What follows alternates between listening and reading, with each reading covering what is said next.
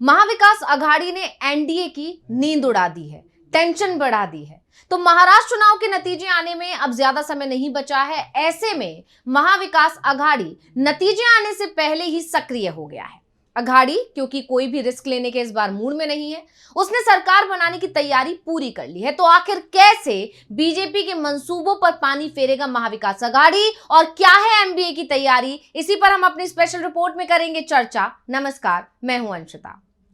महाराष्ट्र में किसकी सरकार बनेगी, मुकाबला बेहद कड़ा है और इसी के चलते बागी उम्मीदवारों के फोन की घंटी बजने लगी है। कांग्रेस नेता बाला थोराट और शरद पवार के एनसीपी के प्रदेश अध्यक्ष जयंत पाटिल उन बागियों से बात कर रहे हैं जो निर्दलीय लड़े और उनके जीतने के चांसेस दिखाई दे रहे हैं। साथ ही एमबीए के सभी उम्मीदवारों को निर्देश दे दिए गए हैं कि जीत मिलते ही निर्वाचन अधिकारी से सर्टिफिकेट लें और सीधा मुंबई पहुंच जाएं। मुंबई में होटल बुक करा लिए गए हैं और इन सब के बीच एक खबर यह भी आ रही है कि चार्टर प्लेन की भी तैयारी कर ली गई है। जरूरत पड़ने पर विधायकों को हैदराबाद लेकर जाने की तैयारी हो गई है। एमबीए की तरफ से पूरे बंदोबस्त किए जा रहे हैं और यहां तक कहा जा रहा है कि एकनाथ शिंदे की शिवसेना और अजीत पवार के एनसीपी में भी इस बार एमबीए की तरफ से सेंधमारी की तैयारी कर ली गई है। यानी मुकाबला करीबी रहता है तो बीजेपी को कोई मौका नहीं दिया जाएगा।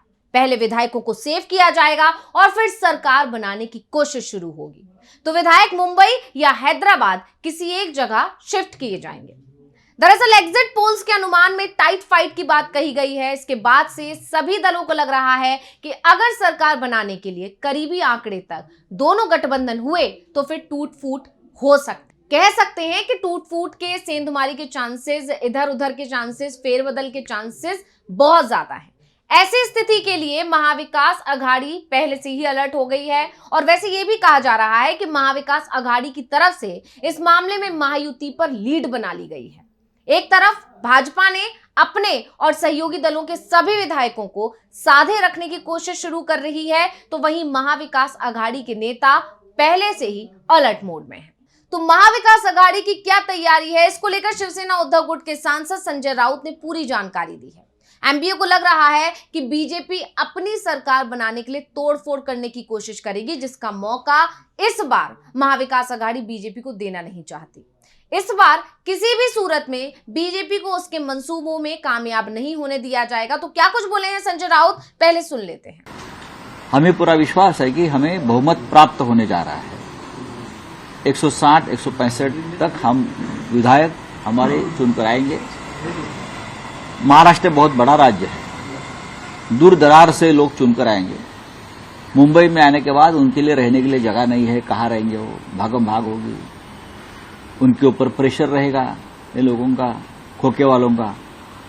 तो सबकी रहने की व्यवस्था एक होटल में एक जगह पर करने की योजना हम बना रहे हैं। तो आघाड़ी गठबंधन का मानना है कि अगर करीबी मुकाबला रहा तो फिर भाजपा और एकनाथ शिंदे दूसरे दलों में, यानी कि जो महाविकास आघाड़ी के जो घटक दल हैं, उनमें टूट करने की कोशिश करते और इससे बचने के लिए विधायकों को पहले ही बाहर भेज दिया गया, यानी महाराष्ट्र से बाहर। विधायकों को बाहर भेजने के लिए सबसे सुरक्षित जगह के रूप में वो राज्य माने जा रहे हैं जहां इंडिया की सरकार है। मिली जानकारी के मुताबिक इन नेताओं को तभी वापस बुलाया जाएगा जब सरकार बनाने का दावा पेश कर दिया जाए या फिर दूसरा गठबंधन ही सरकार बनाने की स्थिति में हो। ऐसा कोई फॉर्मूला अब तक बना नहीं था और ना बनेगा। सब मिलकर नेता चुनेंगे, मुख्यमंत्री पद का नेता चुनेंगे, सब मिलकर बैठेंगे। कोई फॉर्मूले के बारे में अब तक चर्चा नहीं हुई है। अब महाराष्ट्र विधानसभा चुनाव के नतीजे आने के बाद सरकार गठन के लिए सिर्फ 72 घंटे का समय ही मिलेगा, क्योंकि आप जानते हैं मौजूदा विधानसभा का कार्यकाल 26 नवंबर को खत्म हो रहा है। ऐसे में अगर 25 नवंबर तक नई सरकार नहीं बनती है तो संवैधानिक व्यवस्था के मुताबिक महाराष्ट्र में राष्ट्रपति शासन लग जाएगा और यही वजह है कि नतीजे से पहले ही बैठकों का दौर शुरू हो गया है, ताकि सियासी केमिस्ट्री बनी रहे और गठबंधन में आपसी मतभेद ना हो सके। और इसी के मद्देनजर कांग्रेस नेतृत्व वाले महाविकास आघाड़ी के नेताओं ने आपसी तालमेल बनाए रखने की कवायद शुरू कर दी है, क्योंकि वो जानते हैं कि बीजेपी फूट में फायदा ढूंढने में माहिर है और वो जहां भी थोड़ी भी अनबन दिखाई देती है वो वहां सेंध लगा देती है। इसलिए इस बार महाविकास आघाड़ी कोई भी रिस्क नहीं लेने वाला है। तो महाविकास आघाड़ी का दावा है कि राज्य में परिवर्तन अटल है, महाविकास आघाड़ी की सरकार बनने जा रही है। महाविकास आघाड़ी के प्रमुख नेताओं ने मुंबई में एक बैठक आयोजित करी और उसमें महामंथन किया, जिसमें सरकार बनाने और विधायकों को एकजुट रखने की पूरी रणनीति की चर्चा हुई। तो मुंबई के ग्रैंड हयात होटल में महाविकास आघाड़ी के 3 घटक दलों के प्रमुख नेताओं की बैठक हुई। इस बैठक में कांग्रेस के बालासाहेब थोराट थे और सतेज पाटिल थे। शिवसेना यूबीटी यानी उद्धव गुट की तरफ से सांसद संजय राउत शामिल हुए, अनिल देसाई हुए और एनसीपीएस यानी शरद पवार के प्रदेश अध्यक्ष जयंत पाटिल इस बैठक में शामिल हुए थे। लगभग 2.5 घंटे तक ये बैठक चली और उसके बाद महाविकास आघाड़ी के ये सभी नेता एक साथ शरद पवार से मिलने उनके सिल्वर ओके बंगले पर पहुंचे। इसके बाद निकलकर उद्धव ठाकरे से मातोश्री जाकर मुलाकात की और बैठक की जानकारी को साझा किया। तो महाविकास आघाड़ी के प्रमुख नेताओं ने बैठक कर सरकार बनाने की रणनीति और विधायकों को संभालने पर विस्तृत चर्चा की। इस दौरान मुख्यमंत्री कौन बनेगा, इस पर भी चर्चा की गई। साथ ही इस बार पर भी मंथन हुआ कि सरकार गठन में निर्दलीय और बागी नेताओं की अहम भूमिका हो सकती है। ऐसे में निर्दलीय और चुनाव लड़ने वाले जो बागी नेता हैं उनके साथ संपर्क बने रहना चाहिए, उनके साथ संपर्क बनाने का प्लान यहां पर बना लिया गया। तो बालासाहेब थोराट और जयंत पाटिल को बागी नेताओं के साथ संपर्क बनाने के मिशन में लगाया गया है।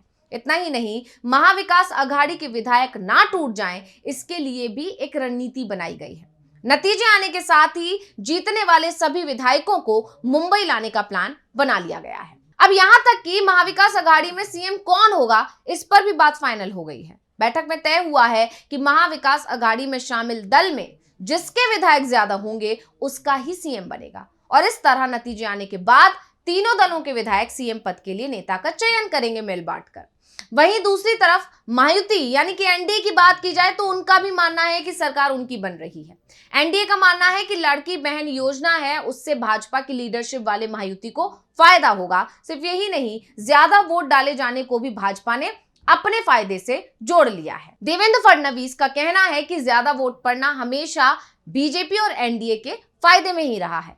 खैर, फिलहाल दावे भले ही दोनों तरफ से किए जा रहे हैं, लेकिन एमबीए की जो स्थिति है वो ज्यादा मजबूत दिख रही है, क्योंकि एमबीए पूरी तरह तैयार है कि इस बार धांधली को भी बिल्कुल बर्दाश्त नहीं किया जाएगा। यानी आयोग के खिलाफ तो उसने पहले ही मोर्चा खोला हुआ है और अगर किसी तरह से धांधली की खबर कोई आ भी जाती है तो विपक्ष सुप्रीम कोर्ट का दरवाजा खटखटा सकता है। हालांकि नतीजे आने तक वेट एंड वॉच मोड में रहा जाएगा। तो रिपोर्ट आपको कैसी लगी, हमें कमेंट करके अपनी राय जरूर दीजिएगा। इसी के साथ मुझे दीजिए इजाजत। देखते रहिए डीवी लाइव। नमस्कार।